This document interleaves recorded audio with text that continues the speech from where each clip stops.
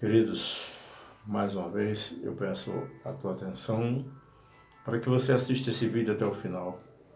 Eu estou iniciando este canal que estava um pouco parado, eu pedi ajuda dos amados irmãos e assim vocês me deram essa força, essa ajuda.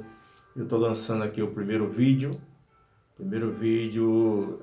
para entrar nesse canal para que ele possa te ajudar a entender as coisas futuras, né? Que nós temos na lei. A lei ela era a sombra do que viria a acontecer no futuro, no período da graça a qual estamos vivendo hoje, né? Pela graça de nosso Senhor, que veio e cumpriu tudo aquilo que estava predito na lei. E eu quero fazer um relato sobre este painel que se encontra aqui atrás de mim. É o painel do tabernáculo e as suas peças, os utensílios, aos quais Deus levou Moisés até o monte, lá revelou, né, o tabernáculo do céu e as peças que ali tinha. E Moisés encontrou dificuldade em construir estes móveis, utensílios da casa, e Deus falou: escolha 2 homens e porei nele o meu espírito e eles farão tudo quanto tu revelar que viu aqui. Que maravilha de Deus, né? Deus é maravilhoso. Deus sempre quis estar com o homem. Então, querido, eu peço a você, se inscreva no nosso canal, nos dê uma força. Nós vamos procurar lançar vídeos bem instrutivos, bem esclarecedor de tudo aquilo que você deseja aprender. Então, hoje eu quero dar início a este vídeo que fala a respeito da sombra, né? Futuras, que hoje nós já estamos vivendo ela. Então, ao começar no Antigo Testamento, o povo judeu teve acesso à sombra dos bens futuros que nós estamos vivendo hoje. E não a imagem exata das coisas exatas e explícitas antes do nascimento de Jesus Cristo. É verdade que não. E o culto a Deus em Israel, ele era impregnado por simbolismo, não é? E objetos, conforme você vê aqui atrás. E que apontavam para a pessoa do Senhor Jesus Cristo. Aqui você tem o candelabro, aqui abaixo, e essa peça que eu gostaria de falar primeiramente. Nós sabemos que esta peça central, ela representa Cristo, e as laterais representavam a igreja do Senhor. E a recomendação principal de Deus a Moisés é que esta peça fosse feita de uma única peça de ouro, batido até tomar esse formato. Não poderia de maneira alguma haver emendas. Não podia ter emendas. Teria, porque a igreja de Cristo ela não tem emendas. Nós somos o corpo e Cristo é a cabeça. E havia um sacerdote recomendado para nunca deixar faltar azeite nessas peças, na ponta de cada haste dessa, que era onde era depositado o azeite de oliva batido, para que mantivesse a chama acesa diariamente, porque não podia apagar, porque na vida do crente não pode faltar o azeite e nem pode faltar o fogo do Espírito Santo.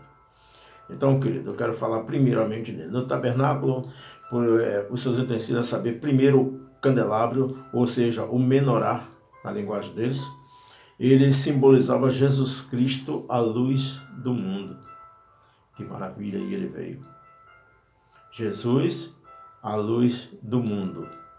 Não é? Em João 8, capítulo 12, está escrito para coordenar com esta peça o seguinte termo. De novo lhe falava Jesus dizendo: eu sou a luz do mundo, e quem me segue não andará em trevas, pelo contrário, terá a luz da vida. A vida está no Filho de Deus. Quem tem o Filho, 1 João, tem a vida. Mas mesmo trazendo para vocês este ensino, existem seitas que ainda insistem em viver parte da lei. insiste ainda em cumprir os mandamentos 10, quando nós sabemos que é impossível ao homem cumprir os mandamentos da lei, porque a lei não era para o homem cumprir.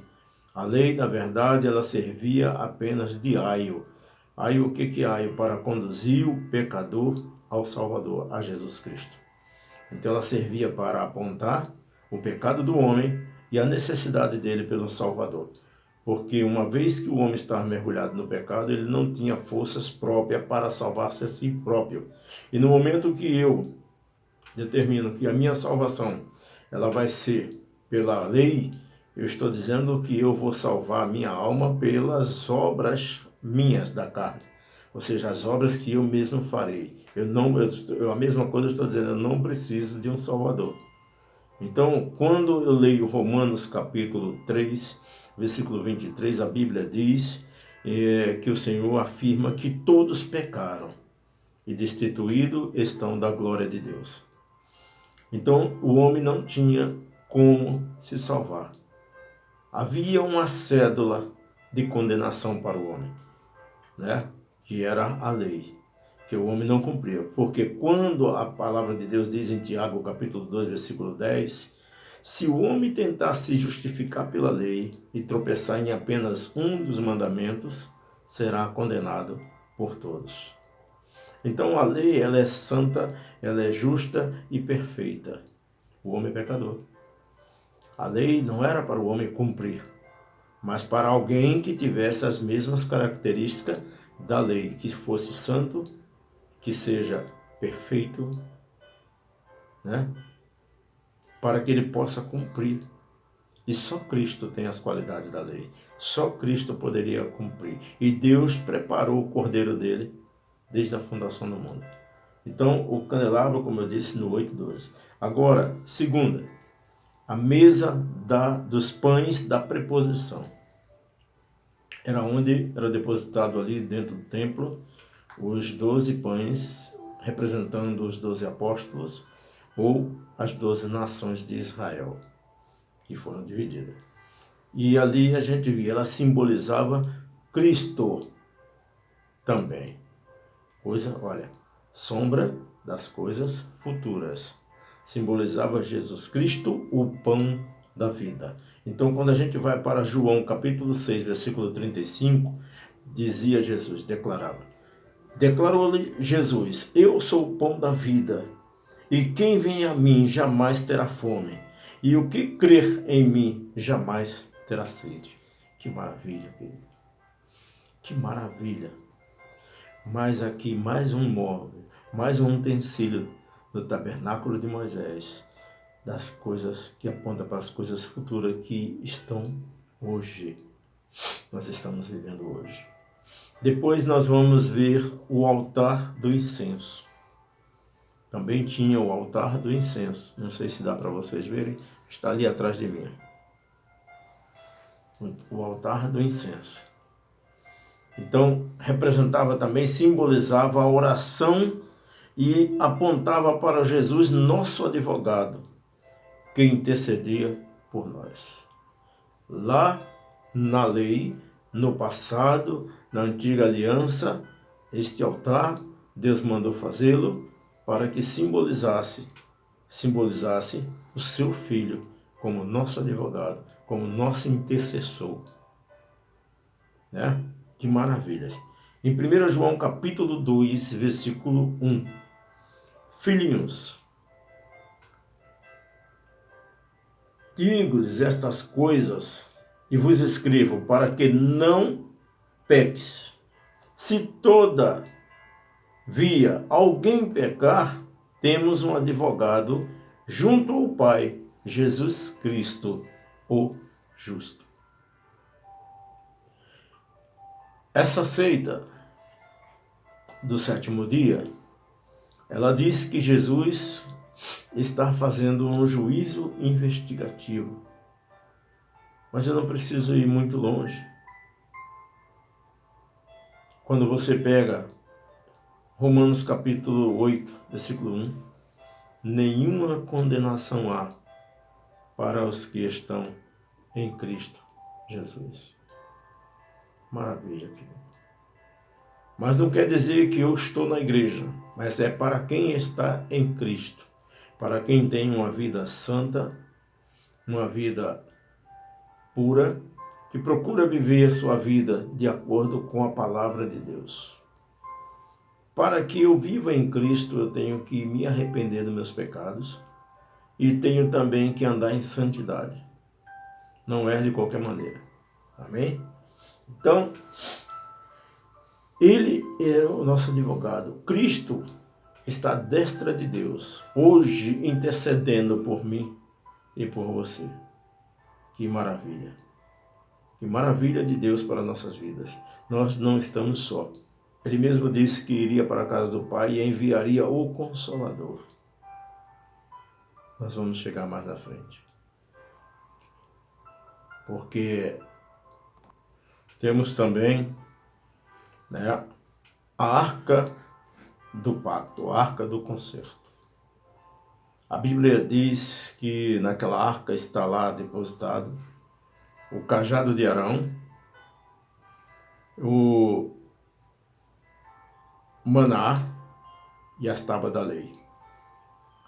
A Bíblia diz que o Senhor mandou que o povo se alimentasse do maná que ele estaria dando todos os dias, mas que não guardassem para o dia seguinte, porque alguns tentaram guardar e no dia seguinte amanhecia podre, fedendo de maneira que não podia se comer.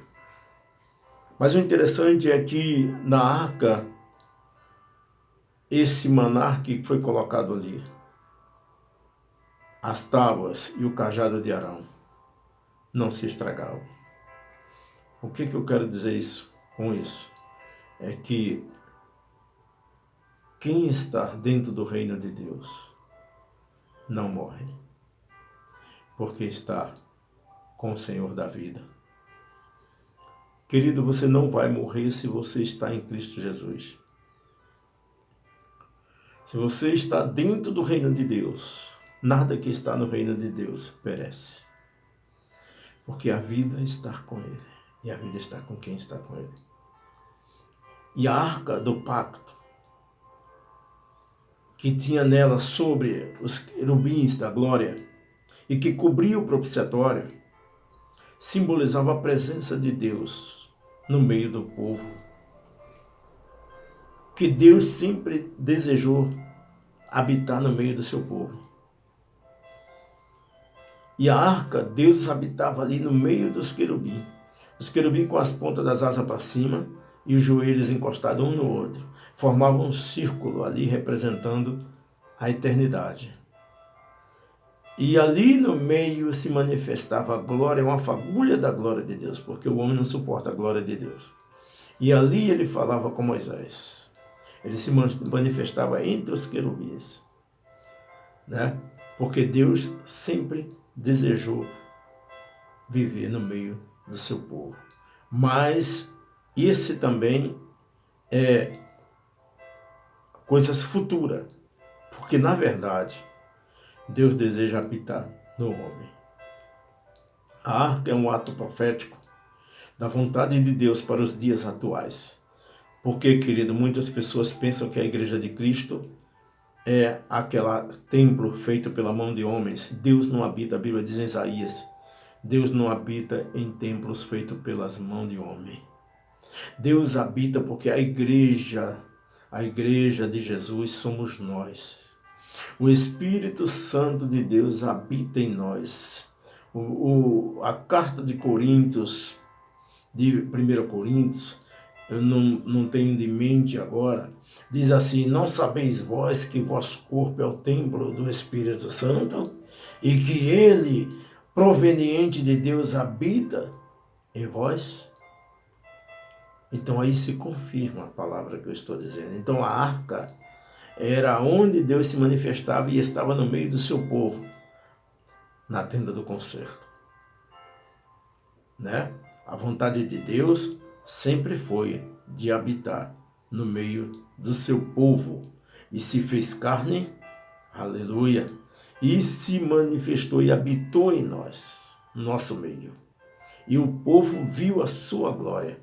Veja bem, em João, capítulo 1, versículo 4, diz: e o Verbo se fez carne e habitou entre nós, cheio de graça e de verdade, e vimos a sua glória.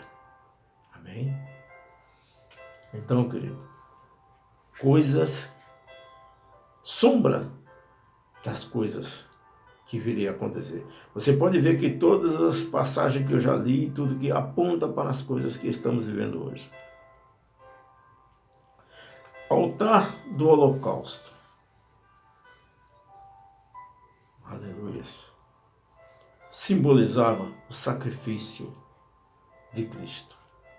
Sacrifício eterno. Sacrifício esse que tirou o pecado do homem, da humanidade. Representava algo muito importante para nós.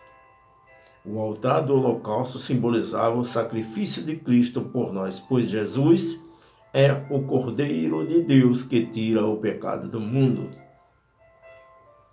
Pode ver que cada peça tem um simbolismo. Perdão. Cada peça simbolizava algo. Desculpem.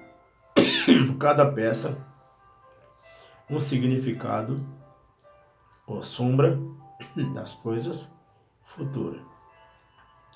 Em João, capítulo 1, versículo 29.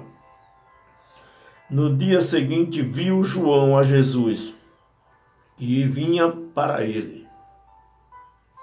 Jesus procurou João para ser batizado. Vocês conhecem essa passagem. E João, ao ver Jesus, ele disse o quê? Eis o Cordeiro que tira o pecado do mundo. Que maravilha, querido. Que maravilha. Só mesmo o Senhor Jesus poderia fazer tanta maravilha, tantas coisas. Ele se ofereceu na cruz. Ele se fez maldição em nosso lugar. Ele cravou esta cédula, a lei que a condenava a cada um de nós, porque nós somos pecadores. E ele cravou na cruz. E na cruz ele inaugurou a igreja dele, que somos nós, o corpo de Cristo. E somos escolhidos do Senhor. Então, o altar do holocausto representava uma das maiores significados das sombras que viria para os tempos futuros. Observem que eu citei acima tudo que era sombra daquilo que havia de vir, de se cumprir na lei. E deste modo não necessitamos mais ficar na sombra, nos rituais, no simbolismo, não dias da semana, porque nada disso altera nada na nossa vida, na nossa salvação, não é? Nada disso, nem dia de semana, nem sábado, nada disso precisamos mais. Nós precisamos hoje guardar o nosso corpo, é onde o Espírito de Deus habita para nos santificar. A missão do Espírito Santo hoje é santificar o homem e preparar o homem para a eternidade com o seu Criador. Se o teu pastor, se alguém não te ensina desta maneira, querido, está errado. Eu estou ensinando conforme a Bíblia. Eu não sou o dono da verdade, mas a Bíblia é a verdade, né? E a pessoa de Jesus já nos garantiu essa sombra que era para o futuro nos dias atuais. Não precisa mais simbolismo, não precisamos mais altar de holocausto, não precisamos mais de arca do pacto. Nós vemos algumas igrejas aí usando ainda a arca, até orando, se ajoelhando. Isso para mim é heresia, é idolatria, perdão. Não se deve mais fazer isso, porque a arca era um ato profético do que somos hoje, a igreja, a habitação do Espírito Santo de Deus, né? o altar do holocausto, não precisamos mais de nada disso. Nós temos livre acesso agora ao nosso Pai, através de Jesus, a sombra que se manifestou na graça. É dele que nós precisamos, porque ele, através dele nós chegamos ao Pai. O véu que separava o homem de Deus, porque o pecado separou o homem de Deus. O Filho dele abriu o caminho, rasgou o véu do alto para baixo.